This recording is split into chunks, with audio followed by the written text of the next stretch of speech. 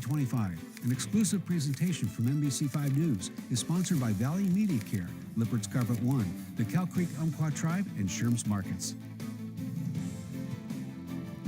Welcome to this NBC5 News 2025 Year in Review special. I'm Craig Smullen. Thank you for being here with us. Tonight, we're looking back on 2025 and the stories that made headlines here in Southern Oregon and Northern California. We begin with the longest healthcare strike in state history. Nearly 5,000 nurses at all 8 Oregon Providence hospitals went on a historic strike early this year for 46 days from early January to the end of February. At the request of Governor Tina Kotek, mediation restarted on day 20.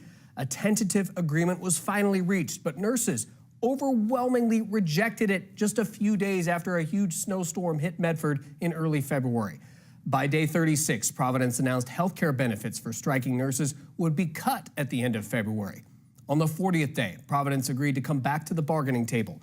After 3 days of federally mediated bargaining, a tentative agreement was announced. On our last tentative agreement that we voted no on, they did not offer us back pay, and so this time they are, which is a significant win for Medford specifically. But I do believe that it's all due to our solidarity throughout the state and being strong on the strike line and standing up for what we believe in. The Oregon Nurses Association says key highlights of the new contract include major wage increases, smarter staffing for safer care, retroactive pay and bonuses, and much more. A shocker on the coast, a Coos County wildlife attraction raided by law enforcement in May. 52-year-old Brian Tenney, the owner of West Coast Game Park Safari, was arrested in connection to the massive multi-agency investigation. 310 animals were seized, and unfortunately, 3 had to be euthanized. During that search, the South Coast Interagency Narcotics Team, or SCINT, found roughly 80 grams of methamphetamine, 44 guns, including 1 modified into a machine gun, approximately 8 grams of cocaine, as well as $1.6 million in cash, cashier's checks, bonds, and certificates. Tenney now facing multiple charges, including possession, manufacturing, and attempted distribution of meth. He also faces more than 300 counts of animal neglect, and he's pleaded not guilty. Nearly 10 years after a deadly shooting at Roseburg's Umpqua Community College, tragedy struck the school yet again this spring. A bus carrying the school's softball team was involved in a fatal crash on Highway 42 back on April 18th. Freshman Kylie Jones and coach Jamie Strins died. 32-year-old Jonathan Dowdy pleaded guilty this fall to multiple charges, including 2 counts of manslaughter in the 2nd degree. The judge sentenced him to 20 years and 6 months in state prison. Dowdy was charged with another DUI just 1 month before the deadly crash. After more than 3 decades in business, Medford Mattress closed its doors for good in February following a devastating fire. Owner Rod Broderson officially shut down his downtown Medford business for good on February 15th, weeks after the January 10th fire. The 3-alarm structure fire started in its warehouse. Broderson tells NBC5 News he didn't even know it was on fire until it was too late. As they prepared to close, he was thankful to the community for their decades of support. I want to be able to say thank you to everybody in this valley. We've had a huge response to the fire, a huge response to the going out of business. Where am I going to go get my mattresses now? We have, it's just been a great thing, you know? Being a part of this community has been great for us. Medford Fire says the cause is still under investigation. Neighboring business Buttercloud Bakery also suffered significant damage and was forced to close for months before reopening. The Coquel tribe has now more than a dozen gaming machines up and running at the side of the old Roxanne Lanes bowling alley. This comes after the U.S. Department of the Interior issued a record of decision approving the tribe's request for a casino to be built in South Medford. In January, the tribe put the first of its games in. Work is still being done to open the casino, including installing more games. There's no word on any grand opening date, but the tribe told us in a statement early this year that it's in compliance with all applicable laws and regulations and has been fully transparent with the Indian Gaming Commission regarding its plan to conduct gaming on the property once the record of decision was issued. The Coos Bay tribe owns the old bowling alley site as well as neighboring Hotel Compass by Margaritaville. The tribe has its Class 3 casino in North Bend, but it's looking to build a Class 2 off-reservation casino in Medford. That means there would be no table games. Now to some of the stories that went viral this year. The Brookings Harbor High School principal resigned just weeks into the new school year after controversial social media posts made by his wife.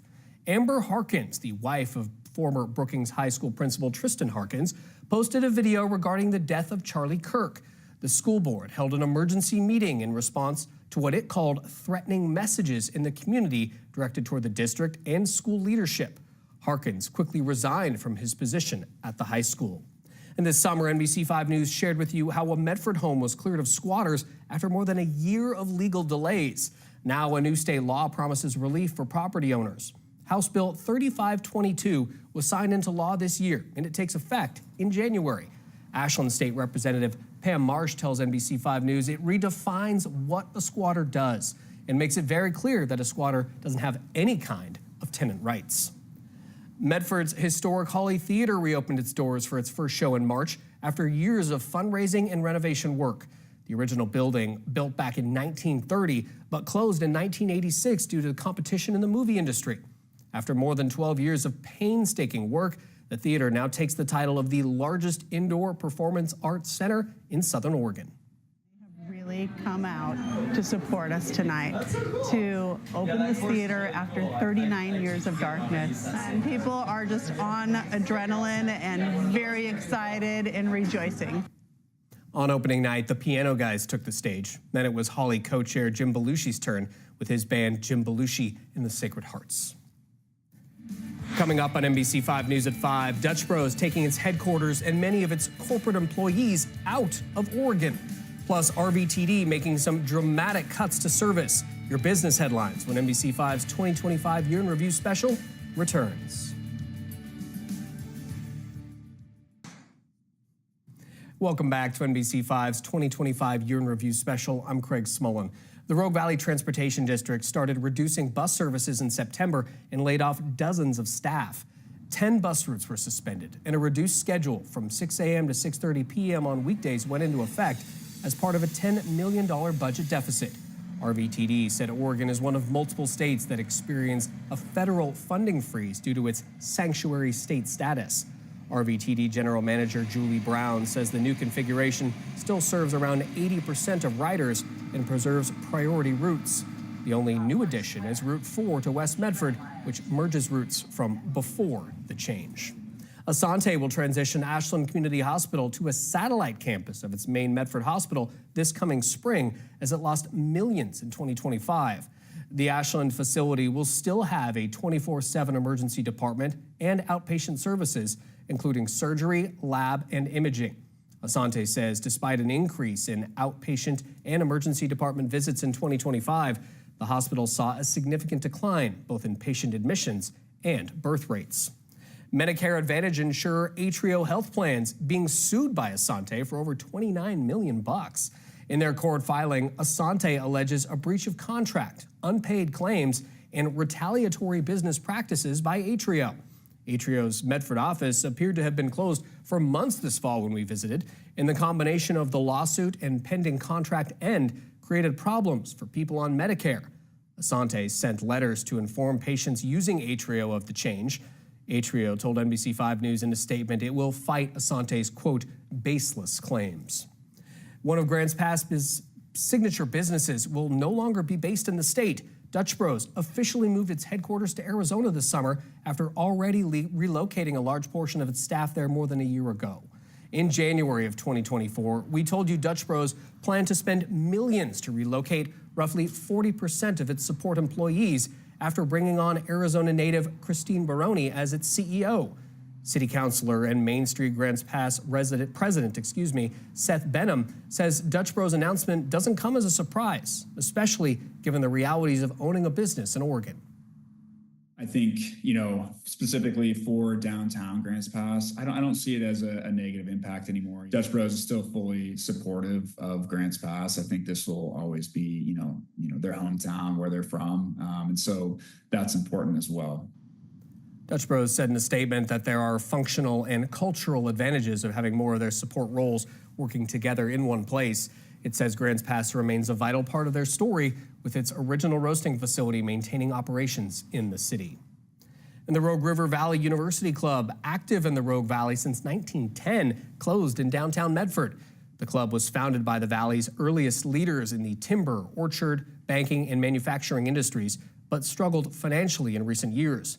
The historic Frank Clark designed building, which housed the club, was purchased by United Strategies and Consulting, a local government affairs and public policy firm. And construction officially began this summer on downtown Medford's first new hotel in nearly 60 years. Crews broke ground in September on the long-anticipated Element by Westin Hotel at the corner of 4th and Bartlett. That's north of Pear Blossom Park. The 134-room extended stay hotel is expected to open in the spring or summer of 2027. MFR celebrated the recent completion of expansions to its airfield this summer with the help of about $7 million from the FAA and U.S. Senators Ron Wyden and Jeff Merkley. The airfield's expansion includes 2 new taxiways and an extension to an existing taxiway to reduce delays. Now the airport moves toward phase 1 of its expansion project. It's expected to cost around $115 million and aims to improve the passenger experience while waiting at the gate. The county hopes to break ground in early 2027. KOBI-TV NBC5 and KMVU Fox 26 bringing back Fox 26 First News at 10 this summer. After 17 years of collaboration in the past, this renewed partnership returned with local news 7 days a week at 10 p.m. And the Brit Festival Orchestra has a new music director. Norman Wen has been chosen to be the 5th leader in this ensemble's 62-year history. He previously guest conducted The Princess Bride in concert at Brit back in 2023. Since 2020, he's been the music director for the Bozeman Symphony Orchestra. And young musicians from around the valley were able to work with professionals in the Oregon Shakespeare Festival's orchestra this year. 11 local student musicians partnered with a mentor in the spring and then performed in OSF's production of Into the Woods. Music director Amanda Dennert originally brought the program to OSF in its 2014 production of Into the Woods. Kind of scary to decide to be an artist, but this way they get a professional experience, they earn a salary, they get to see what it's like and hopefully get a little bit of the bug. The 22-person orchestra of mentors and mentees performed Into the Woods about every other day in the late spring. And SOU softball celebrated its 4th national championship in 6 years this spring. The Raiders completing an improbable run through the World Series elimination bracket.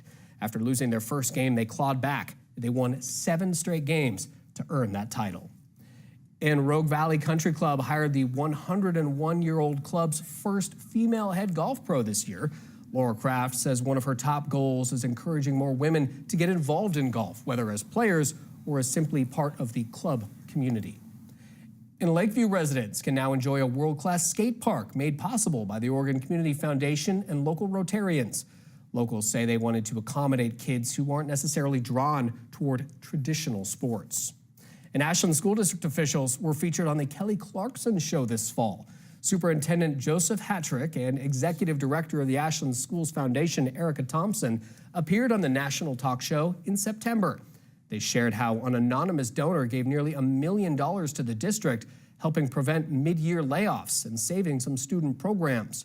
After hearing their story, Clarkson announced a surprise of her own, donations of $5,000 from both publishing giant Scholastic and from Clarkson's own show. And coming up next, the superintendent of the Rogue Valley's largest school district shocks the community by resigning when NBC5's Year in Review special returns. Welcome back to NBC5's Year in Review special. I'm Craig Smullen. Southern Oregon University's Board of Trustees approved a new budget this September with significant cuts to academic programs and staff in an effort to close a $5 million deficit. The approved plan will reduce the number of academic majors at the Ashland University from 38 to 23 and could impact up to 64 full-time positions. SOU President Rick Bailey called the fiscal crisis the most dire the university has faced in 100 years. The university's financial struggles are primarily attributed to a sharp decline in enrollment and inadequate state and federal funding. Medford School District Superintendent Brett Champion shocked the community by announcing plans to resign in February. The superintendent finished out his 6th year at the district before leaving in July. In his farewell video, Champion cited unnamed drama and a shift away from student issues. The superintendent and embattled Medford School Board member Michael Williams spent much of last school year lodging complaints against each other. Interim Superintendent Jeannie Grazioli was appointed for this school year as the search begins for a new superintendent to start come July. And that was far from the only shocker the district faced in February. A portion of the North Medford High School gym roof collapsed. It came after days of structural concerns following a large snowstorm. In local politics, Josephine County Commissioners had an interesting and headline-filled year. Just after being sworn in, Commissioners Ron Smith and Chris Barnett joined with Commissioner John West to immediately go after the voter-backed library district's lease on a county-owned building in Grants Pass. The new commissioners then appointed Andreas Bleck to fill Commissioner West's seat following his successful recall. Before Bleck resigned, as both he and Barnett face a recall effort of their own, several longtime department heads left the county, some of them even publicly calling out commissioners on their way out the door. President Donald Trump signed an executive order this summer to end public funding of National Public Radio and PBS, characterizing their news coverage as left-wing bias. Locally, Jefferson Public Radio, a member of NPR, and Southern Oregon PBS received that funding. JPR says 15% of its budget is made up from the funds, which are mainly used for infrastructure or broadcasting. Southern Oregon PBS says the funding makes up 37% of its annual budget in 2025. NBC5 News broke a stunner this fall. Medford's highest paid employee, City Manager Rob Field, resigned after just 14 months on the job. As it prepares to undergo yet another national search, retired Public Works Director John Weil was appointed to serve in the role on an interim basis. Perhaps chief among a new city manager's priorities are how Medford wants to develop Creekside Quarter. Voters passed an increase in the transient lodging tax in November, clearing the way for a potential public-private partnership on a hotel and conference center at the site of the old Inn at the Commons on North Riverside. And NBC5 News once again leading the region in political coverage this year with 2 decades of exclusive 5-on-5 feature interviews. Primarily hosted by NBC5 News Director Joe Sullivan, these long-form sit-downs giving our viewers the chance to hear directly from local, state, and federal politicians, as well as other local newsmakers. The Rogue Valley lost community leader and businessman Bill Thorndike in February. A graduate of Medford High School, Bill Thorndike ran his family's decades-old business, Medford Fabrication, for years. But he made his mark in the Rogue Valley in many other ways and earned several awards, including the SOU President's Medal and the Medford and Jackson County Chamber's First Citizen Award. But perhaps he'll be remembered most for his commitment to community service. Thorndike served on the board of directors for some of the Valley's most well-known organizations, like Southern Oregon University, RVTD, and So Ready, to name just a few. But his work went well beyond just Southern Oregon. He also served on the board for the Crater Lake National Park Trust, Oregon Business Council, and the Oregon Community Foundation. It was that commitment to community that made an impression on those who knew Thorndike best. And a longtime fixture in Ashland and a 3-term mayor of the city, John Stromberg, died in the spring. Stromberg was mayor of Ashland from 2008 to 2020 before deciding not to seek a 4th term. He also served on the city's planning commission. A native Californian, Stromberg and his family moved to Eugene before relocating to Ashland in 2000. In late 2020, the outgoing mayor was honored by city council, city staff, and members of the community for his years of community service. We'll be right back. Welcome back. Danny Marie Schofield, the former Asante Rogue Regional Medical Center nurse facing 44 counts of second-degree assault, is scheduled to go to trial in September. That tops our early look at headlines in 2026. The trial, in a case NBC5 News broke in late 2023, is expected to last 8 weeks. It's drawn significant national attention and triggered multiple civil lawsuits against Asante, which has denied any wrongdoing. Medford police arrested the former Asante nurse in June of 2024. MPD says the investigation started after Asante became concerned with a rising number of central line infection cases. Her defense team had previously asked to push the trial date, citing the need to secure expert resources for what they described as an expert-intensive case with an enormous amount of discovery. For the most part, this trial is going to be about what the experts have to say. They, of course, have to digest all of this evidence that Mr. Green just described. So that's a massive undertaking, both in terms of time, but also expense. I think it's safe to say it's the most complex largest case that has ever been prosecuted in this county. Schofield's pleaded not guilty and is currently free after posting bail. In Oregon politics, candidates are gearing up for what promises to be a massive 2026. The big race on the state ballot will be for the top spot in Salem. Marion County Commissioner Danielle Bethel and former gubernatorial candidate Christine Drazen are the frontrunners on the Republican side to challenge Governor Tina Kotek's re-election bid. Oregon hasn't elected a Republican governor since the 80s. Meanwhile, former Governor Ted Kulongoski leading a campaign to open Oregon's primaries. The former Democratic governor says the rising number of non-affiliated voters in Oregon, about 37% according to the state, means it's time for a change. The state's current system uses closed primaries. That means Democrats can only vote for Democrats and Republicans can only vote for Republicans, leaving many voters out of partisan primary races. Well, a similar effort failed back in 2014. Kulongoski and his bipartisan team hope times have changed, and it can be on the November ballot. At the federal level, Democratic Senator Jeff Merkley announcing he plans to seek re-election. It remains to be seen if any big names will step up on the GOP side to challenge his bid for a fourth term. And many Oregonians hoping to overturn Oregon's controversial new transportation bill next fall. The effort kicked off just hours after the Governor Kotek-backed transportation bill was signed in November. The law passed largely along party lines in Salem and prevents hundreds of layoffs at ODOT, but it will raise Oregon's gas tax by 6 cents per gallon as well as some DMV fees, at a time many say they simply can't afford it. There's much to look forward to in 2026 right here on NBC5, including Super Bowl 60 and the Winter Olympics from Italy, both coming this February. As we wrap up the year, we want to take a moment to recognize you, our viewers, for inviting us into your home each and every night. Thank you. On behalf of all the men and women working behind the scenes here at NBC5 News, we hope 2026 is a happy and a healthy one for you and yours.